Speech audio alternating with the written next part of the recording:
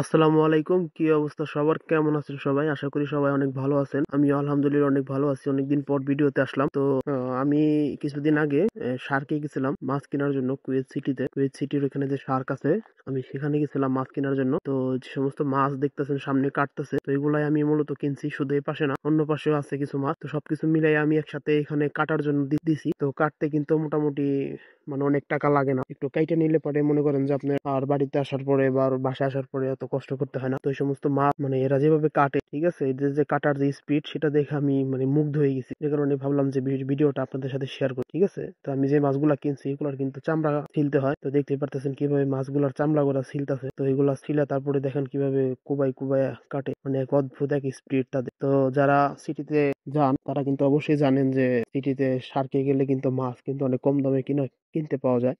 যখন নাকি ডাক ওঠে, যারা গেছেন তারা তো অবশ্যই জানে। তো যখন নাকি ডাক ওঠে তখন যদি মাছগুলা কিনতে পারা যায়, তখন কিন্তু অনেক কম দামে দিয়ে এই মাছটা কিনতে পাওয়া যায়। তো এই পাশে দেখতে পারতেছেন, এখানে কিন্তু আমি যে সমস্ত মাছগুলো নিছি, যেগুলাকে বাংলাদেশে বলে সুরমা মাছ, তো এইগুলা মাছও আমি কিনছি। তো এইগুলার কাটার সিস্টেম আবার অন্য ধরনের, এখানে কেসি দিয়ে কাটতেছে। বিষয়টা হচ্ছে আমরা বাঙালি, মাছে ভাতে বাঙালি, মাছ না খাইলে আমাদের চলেই না। এদেশের তো বেশিরভাগ কুয়েতে, আরব কান্ট্রি, এখানে শুধু মাংসর চাহিদাটাই বেশি।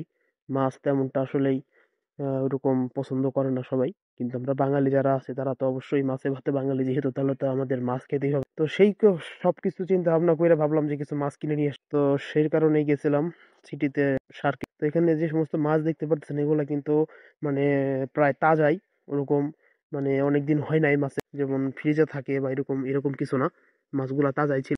তো আজকের ভিডিও এই পর্যন্তই। সবাই ভালো থাকবেন এবং নিজের খেয়াল রাখবেন, কারণ এখন কিন্তু কুয়েতে প্রচুর গরম চলতেছে। আর হচ্ছে আমার ইউটিউব চ্যানেলে যারা নতুন ভিউয়ার্স আছেন তারা অবশ্যই আমার চ্যানেলটিকে সাবস্ক্রাইব করবেন, কারণ কুয়েতের সম্পর্কে আমি অনেক কিছুই তথ্য জানানোর চেষ্টা করি, আমার যতটুকু ধারণা বা আমার যতটুকু জানা থাকে। তো সবাই ভালো থাকবেন, সুস্থ থাকবেন। আসসালামু আলাইকুম।